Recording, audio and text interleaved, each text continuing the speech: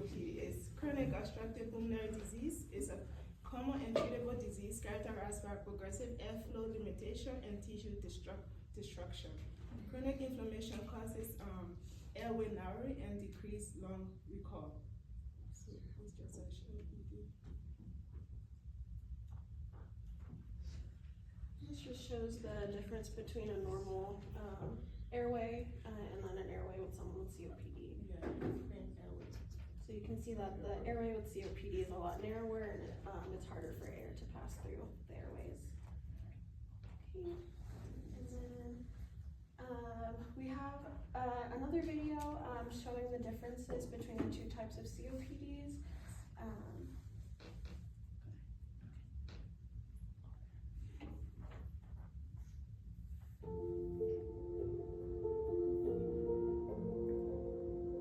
COPD is used as a blanket term for two subcategories of lung disease. If you've been diagnosed with emphysema, you have COPD. If you were diagnosed with chronic bronchitis, you have COPD. You can also have both emphysema and chronic bronchitis, and you guessed it, that means you've been diagnosed with COPD. There are important differences between emphysema and chronic bronchitis that are worth noting because they can help inform your treatment options. First, let's look at our lungs and how they function. Our lungs are an organ that is used to exchange oxygen from the outside and release carbon dioxide from the inside. They have a very important job. They provide the vital organs with oxygen.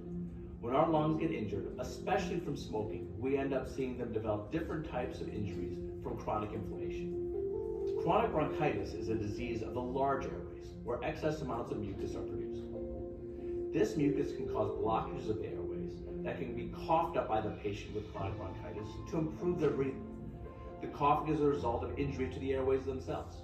Emphysema is different because the airways may be injured, but it's a function of smaller airways. The lungs are a connection in a network of big to small tubes with air sacs connecting them. When those smaller tubes within the airways get injured, those air sacs get damaged.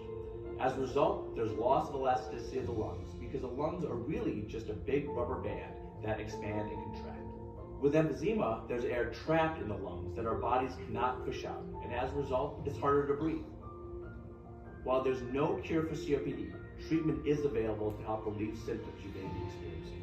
Talk to your healthcare provider about treatment options and learn more at lung.org/COPD, because if you can't breathe, nothing else matters.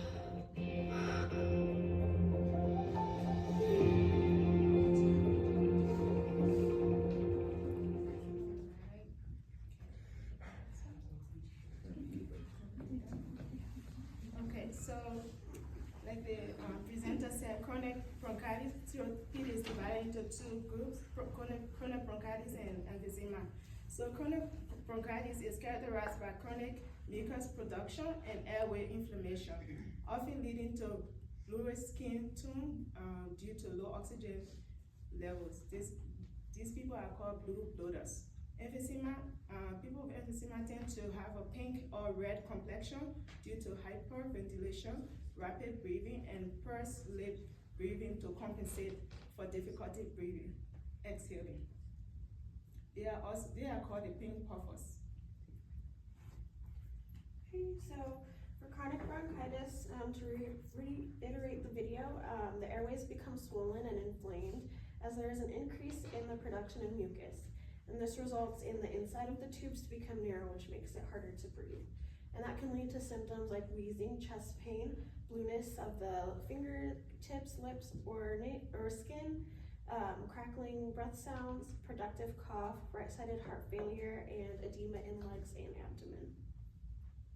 For emphysema, the alveoli and the bronchioles become damaged and they lose their elasticity. This makes it harder for oxygen to go in and for CO2 to go out. So some signs and symptoms are shortness of breath, coughing, rapid breathing, or hyperventilation, or barrel-shaped chest. So this image here is what someone with COPD might look like, and it also has some other symptoms that we didn't mention, like digital clubbing, using accessory muscles to breathe, easily fatigued, shortness of breath, and you'll often see them in tripod position, which indicates like a sign of respiratory distress. Yeah. So what are the causes? Prolonged exposure to harmful particles or gas, cigarette smoking, environmental and occupational exposure, and pollution. Okay, so for assessment, it's important to look at the patient's clinical history. This includes the patient's smoking history, occupational exposures, family history, respiratory disease, and any previous respiratory symptoms or exacerbations. It's also important to evaluate the patient's symptoms. So if the patient is experiencing things like dyspnea, chronic cough, speed of production, that should be assessed.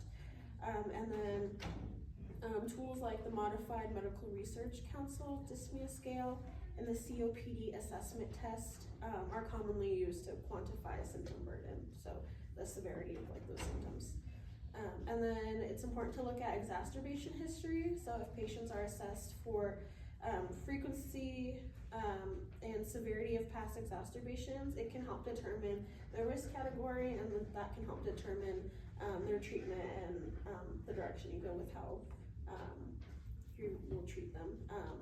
And then comorbidities are another thing to be assessed. So this involves identifying conditions like cardiovascular disease, osteoporosis, anxiety, depression, and diabetes, which can affect COPD outcomes and treatment response. Okay. So how is COPD diagnosed? So one test they can use is the spirometry. This is like a pulmonary function test, which is used to access airflow limitation and airflow reversibility. It measures a patient's forces of expiratory volume, indicating the lung function and capacity.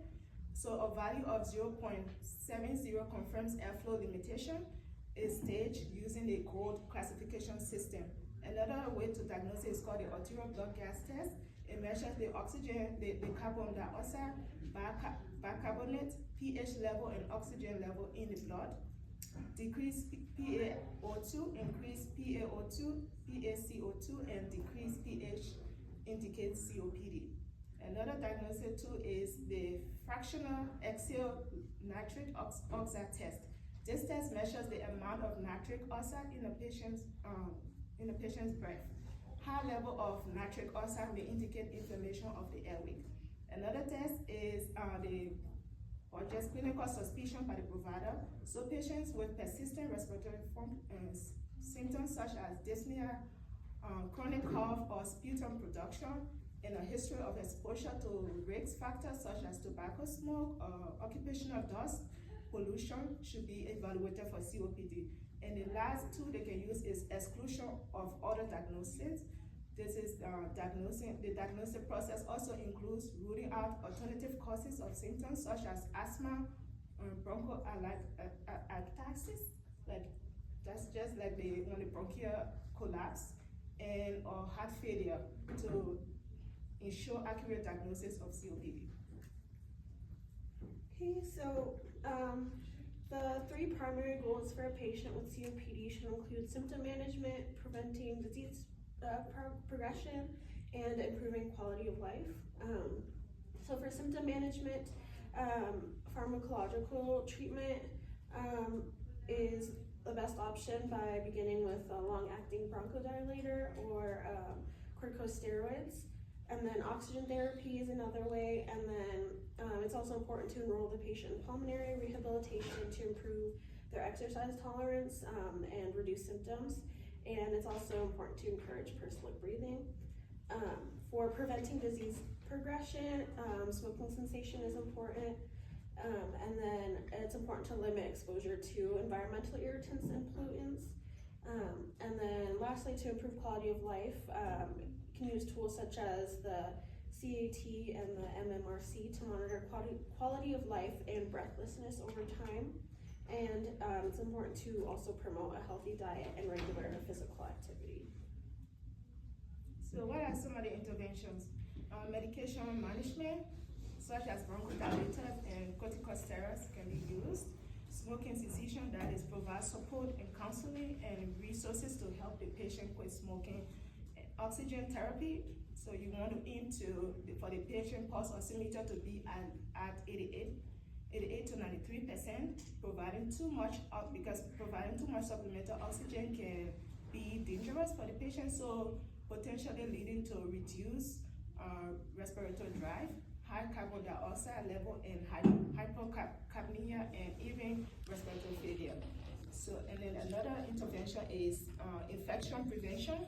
Like you want to promote and administer recommended vaccination such as flu and pneumonia vaccine to reduce the risk of respiratory infection and promote hand hygiene to prevent the spread of infection. Another intervention is airway clearance. You want to do diaphragmatic breathing, encouraging to do diaphragmatic breathing and pursed-lip breathing to improve airflow and oxygen intake. Inserted spirometer is also used to promote lung expansion. And the last intervention here is nutritional support. So you want to provide small, frequent meals and increase protein and calorie intake.